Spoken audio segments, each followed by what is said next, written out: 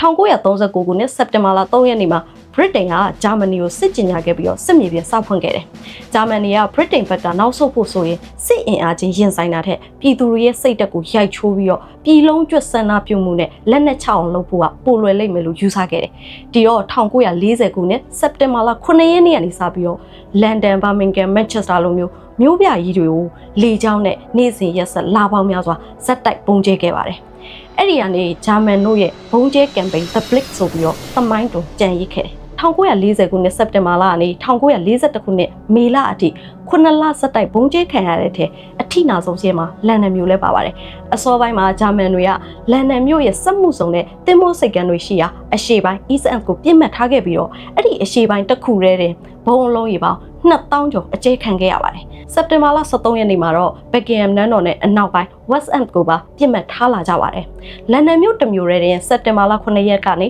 လကုန်အထိ24ကြိမ်ဘုံကျဲခံခဲ့ရပါတယ်။တစ်ခါကျရင်လည်းဘုံလုံးကြီးရာကျော်ကျခဲ့တယ်။အောက်တိုဘာလရောက်တော့တစ်လလုံးညတိုင်းပုံမှန်ဘုံကျဲခံခဲ့ရတယ်။ဒီလိုဘုံမိုးရွာနေတဲ့အချိန်မှာလန်ဒန်မြို့သူမြို့သားတွေဘယ်လိုနေကြလဲ။အများစုကတော့လန်ဒန်မြို့ရဲ့မြေအောက်ရထားဘူတာယုံတွေကိုဆင်ပြေးကြပါတယ်။ဒါပေမဲ့ဗြိတိန်အစိုးရစစ်မဖြစ်ခင်1924ခုနှစ်ကတည်းကမြေအောက်ရထားဘူတာယုံတွေမှာဘုံမခိုရဆိုပြီးတော့တားမြစ်ချက်ထုတ်ထားပါတယ်။ဒီလိုတားမြစ်ထားတာလဲစစ်ဖြစ်နေချိန်မှာလူတွေစားနပ်ရိက္ခာတွေထောက်ပံ့ရေးပစ္စည်းတွေကိုအဆက်မပြတ်ပို့ဆောင်နေနိုင်ဖို့ပါ။ဒီတော့လန်ဒန်မြို့သူမြို့သားတွေကတားမြစ်မိတ်ကိုချိုးဖောက်ရမရအောင်ရထားလက်မှတ်တွေဝယ်ပြီးတော့မြေအောက်ဘူတာယုံတွေမှာစခန်းလာချကြတယ်။ရထားလက်မှတ်တွေဝယ်ပြီးတော့ဘုံလာခိုးတဲ့လူဦးရေကတိမ်ငနဲ့ရှိလာတဲ့အခါ1940ခုနှစ်စက်တင်ဘာလ21ရက်နေ့မှာအစိုးရကတရားဝင်ဘုံခိုးခွင့်ပြုခဲ့ပြီး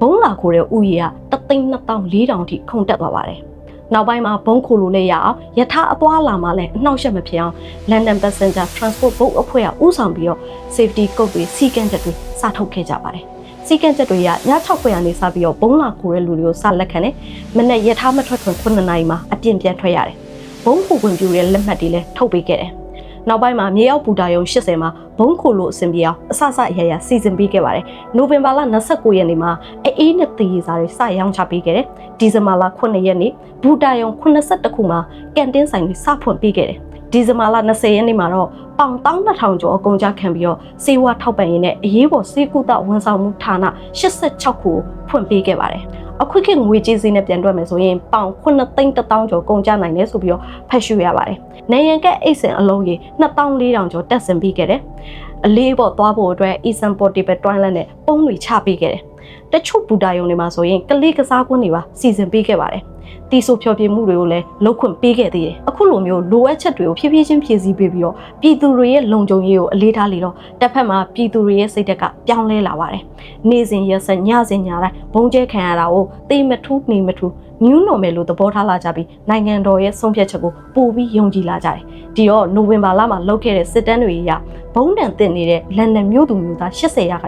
ဗြိတိန်စစ်နိုင်ရမယ်ဆိုပြီးယုံကြည်ချက်အပြည့်နဲ့တထစ်ချဖြေဆိုခဲ့ပါတယ်။ဒီလိုနဲ့ပဲဗြိတိန်မြန်လက်နက်ချစေဖို့ရည်ရွယ်ချက်နဲ့9လဆက်တိုက်ဘုံကျဲစစ်စင်ရေးလုပ်ခဲ့တဲ့ဂျာမန်တို့ရဲ့ The Blitz campaign ကတဲတဲ့ရည်သွင်းဖြစ်သွားခဲ့ပါတော့တယ်။ဒီမှာစိတ်ဝင်စားစရာတစ်ခုပြောပြပါမယ်။အခုခေတ်မှာ Keep Back Carry On ဆိုတဲ့စကားစုကိုနေရာတကာမှာတွေ့ရတယ်မို့လား။အဲ့ဒါက1939ခုနှစ်ဂျာမနီကိုစစ်ကျင်ညာပြီးတဲ့အချိန်မှာဗြိတိန်ပြန်ကြားရေးဝန်ကြီးဌာနက